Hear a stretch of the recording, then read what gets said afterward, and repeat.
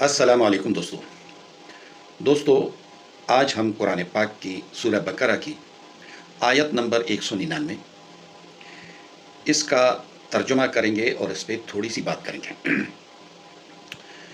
دوستو پچھلی آیت میں جو حج کی آیات تھی تو اس آیت میں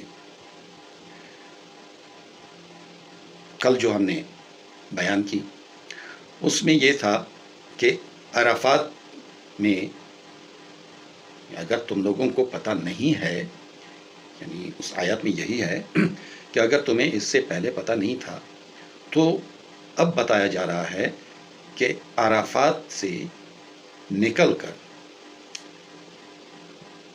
مزدلفہ میں تم لوگوں نے ہدایت کے مطابق اللہ تعالیٰ کو یاد کرنا ہے۔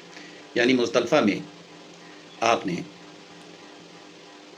مغرب کی نماز اور عشاء کی نماز یہ دونوں پڑھنی ہے، اکٹھی پڑھنی ہے۔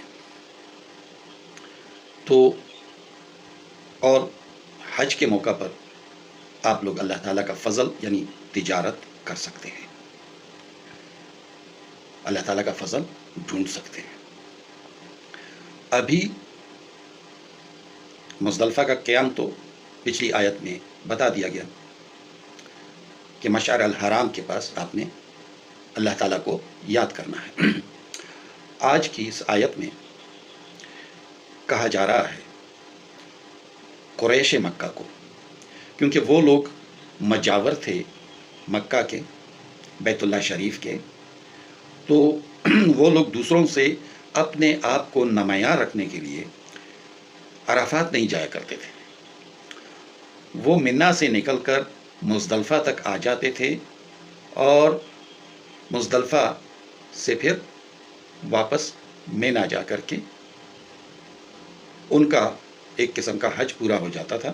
مزدلفہ میں وہ یاد الہی کرتے تھے۔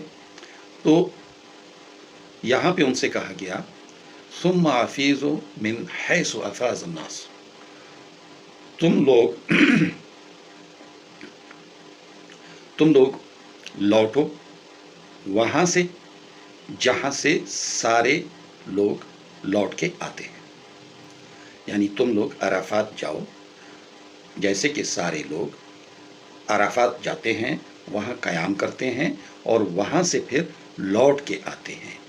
اس طرح سے تم لوگ بھی لوٹو جہاں سے سارے لوگ لوٹ کے آتے ہیں۔ یعنی مزدلفہ میں صرف مزدلفہ میں قیام نہیں کرو۔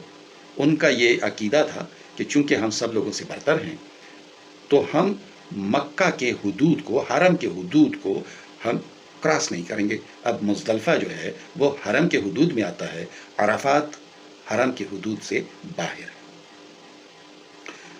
تو یہاں پہ ان سے کہا جا رہا ہے ثم افیضوا من حیث افاض الناس، تم لوگ لوٹو وہاں سے جہاں سے سب لوگ لوٹ کے آتے ہیں۔ واستغفروا اللہ، اور اللہ سے مغفرت مانگو، اللہ سے بخشش مانگو۔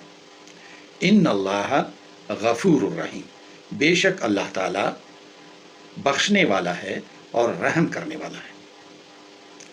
ثم افیضوا، پھر تم لوٹو، من حیث، جہاں سے افاض الناس، لوگ لوٹتے ہیں۔ واستغفروا اللہ، اور اللہ سے بخشش مانگو، مغفرت مانگو۔ ان اللہ غفور الرحیم، بے شک اللہ تعالیٰ بخشنے والا ہے اور رحم کرنے والا ہے۔ دوستو آج یہاں تک، کل انشاءاللہ ہم دو آیتیں